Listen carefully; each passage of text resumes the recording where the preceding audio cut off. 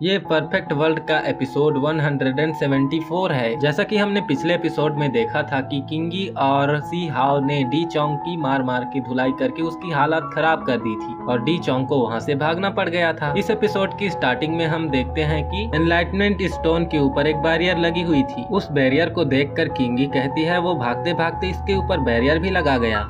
जिसके बाद एलेक्स किंगी से कहता है कि चिंता मत करो, ये सब तुम्हारी आइडिया की बदौलत है जिसकी वजह से वो यहाँ से भाग गया। एलेक्स की बात सुनने के बाद किंगी ब्लश करते हुए कहती है ये तो गोल्ड स्टोन की वजह से हुआ है क्योंकि उसने बहुत अच्छा कंट्रीब्यूशन किया। गॉड स्टोन भी खुश हो जाता है। जिसके बाद वो एलेक्स से कहता है भले ही ये मैजिक सर्कल ही क्यों ना हो, ये तो मेरी एक अच्छी स्पेशलिटी है। अब मैं जा रहा हूँ इस सर्कल के बीच लगी हुई उस मैजिक फॉर्मेशन को तोड़ने। जिसके बाद एलेक्स कहता है मैंने बिल्कुल एक्सपेक्ट नहीं किया था, वो इस हद तक डर जाएगा कि उसने इनलाइटमेंट स्टोन को भी पीछे छोड़ दिया। किंगी एलेक्स से कहती है कि वो इस इनलाइटमेंट स्टोन को यहाँ से ले जाना चाहता था लेकिन वो ऐसा नहीं कर पाया क्योंकि ये इनलाइटमेंट स्टोन स्टार से भी ज्यादा भारी है और इस इनलाइटमेंट स्टोन को किसी भी स्टोरेज बैग में रखना नेक्स्ट टू इम्पॉसिबल है। मुझे डर है कि उसने जल्दबाजी में कुछ मिस कर दिया। जिसके बाद एलेक्स हंसते हुए कहता है कि अगर हम फिर से डी चोंग से मिलते हैं तो मैं उसे ट्रुथ बताऊंगा। अगर मैंने उसे सच्चाई नहीं बताई तो ये अनफेयर होगा ना। सीन कट होकर इमोर्टल फ्लावर के ऊपर आ जाता है जिसके बाहर सब लोग कह रहे होते हैं कि क्या ये अंदर का सीन नहीं है इमोर्टल पैलेस का। इसके बाद हमें डी चोंग को भी दिखाया जाता है। जिसके बाद वहाँ के लोग कह रहे होते हैं कि ये कितना एम्बैरेसिंग है, वो तो बिना फाइट किए वहाँ से लौट रहा है। लोगों के इतना कहते ही किसी की आवाज सुनाई दी जाती है जो कि कह रहा होता है कि किसकी इतनी हिम्मत हुई जिसने मेरे सबऑर्डिनेट को हर्ट किया। ऐसा किसी ने भी किया हो, मेरा लेट एम्परर उसे छोड़ेगा नहीं। एक पर्पल कलर का बहुत ही पावरफुल ऑरा सभी तरफ फैल जाता है और उन सभी लोगों के ऊपर प्रेशर बनाने लगता है। जिसके बाद वहाँ के लोग कह रहे होते हैं कि ये इमोर्टल प्लेस तो बहुत ही घमंडी है। ये कहते साथ ही वो सभी अपने स्वॉर्ड से उस पर अटैक कर देते हैं लेकिन हम देखते हैं कि उस स्वॉर्ड का उस अटैक के ऊपर कुछ भी इफेक्ट नहीं पड़ता लेकिन एक पावरफुल अटैक उस अटैक के ऊपर हो जाता है जो कि गोल्डन कलर का होता है। पर्पल अटैक को वो गोल्डन अटैक नलिफाई तो करता ही है, साथ ही उस माउंटेन पर भी जाकर लगता है जहाँ से ये आवाज आ रही होती है। जिसके बाद हम एक बहुत ही बड़ा जायंट फिगर देखते हैं जो कि गोल्डन कलर का होता है। सभी लोग इस अनएक्सपेक्टेड चेंज से हैरान हो जाते हैं। जिसके बाद वो उस अटैक की तरफ देखने लगते हैं, मतलब उस गोल्डन वॉरियर की तरफ देखने लगते हैं जिसने ये अटैक किया था। वो गोल्डन फिगर बहुत ही बड़ी और पावरफुल लग रही थी। जिसके बाद वो कहती है कि सी हाउ वो पर्सन है, मतलब एलेक्स वो पर्सन है जिसकी मैं वैल्यू करता हूँ।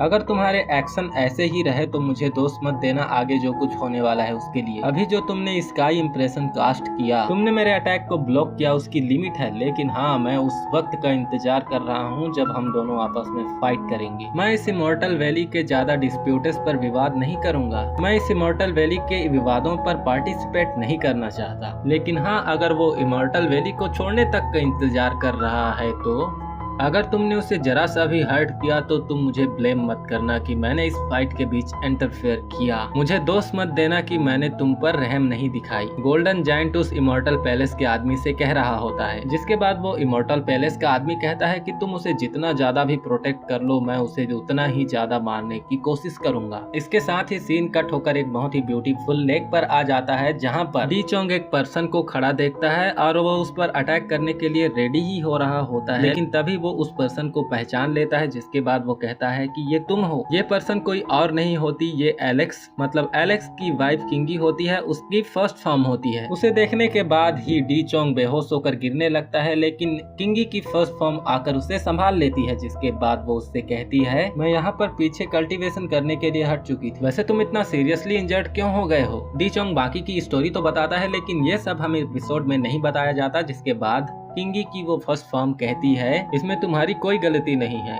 हर कोई जो उस सेक्लूजन में प्रैक्टिस कर रहा है वो उसके ऊपर होने वाले इम्पैक्ट को बियर नहीं कर सकते। और याद रखना कि तुम्हें अपने आप को ज्यादा हर्ट करने की कोई जरूरत नहीं है। इस सिचुएशन में जिसने तुम पर अटैक किया वो भी नेक्स्ट स्टेप के बारे में सोच रहा होगा कि आगे क्या करना है। लगता है कि वो पर्सन बहुत ही लापरवाह है। आखिर उसने इतना बड़ा रिस्क कैसे ले लिया। मैं उसे इनलाइटमेंट स्टोन हरगिज नहीं ले जाने दूंगी। डी चोंग किंगी के उस फर्स्ट फॉर्म से कहता है कि जहाँ पर मैं मैं कल्टीवेट करता हूँ वहाँ का एटमॉस्फेयर बहुत ही स्पेशल है। अगर वो वहाँ पर प्रैक्टिस करना चाहता है तो अगर ऐसी बात है तो जैसा कि टीचर ने कहा था हम उस वे में उसे रिप्लाई कर सकते हैं, हम उस वे में उसको जवाब देंगे। किंगी की वो फर्स्ट फॉर्म और डी चोंग एक साथ कहते हैं, जिसके बाद किंगी की वो फर्स्ट फॉर्म कहती है ये बिल्कुल ऐसा ही है जैसा कि वो है। जिसके बाद किंगी की वो फर्स्ट फॉर्म डी चोंग से कहती है तुम अपने इंजरीज से हील हो तब तक कि मैं तुम्हें प्रोटेक्ट करती हूँ। जिसके बाद वो अपना एक कूल ड्रोन निकालती है, फर्नेस निकालती है, जिसके बाद वो उससे कुछ इनहेलिनेशन देती है डी चोंग को, जिसके बाद डी चोंग की इंजरीज जल्दी ठीक हो जाती है। एलेक्स और किंगी उस इनलाइटमेंट स्टोन के पास होते हैं, जिसके बाद एलेक्स उस इनलाइटमेंट स्टोन को पकड़कर उठाने लगता है ताकि वो उसके ऊपर बैठकर कल्टीवेट कर सके, जिसके बाद वो सक्सेसफुल हो भी जाता है। हम वीडियो को थोड़ा शॉर्ट में एक्सप्लेन करते हैं। जिसके बाद एलेक्स उसे उठाने में सक्सेसफुल हो जाता है, जिसके साथ ही वो उसके ऊपर बैठकर रिट्रीट यानी प्रैक्टिस करने लगता है और किंगी उसे प्रोटेक्ट करने लगती है। डी चोंग के वॉरियर आकर एलेक्स के ऊपर अटैक कर देते हैं, जिसके साथ ही किंगी एलेक्स को प्रोटेक्ट करती है और उन सभी पर भारी पड़ रही थी, लेकिन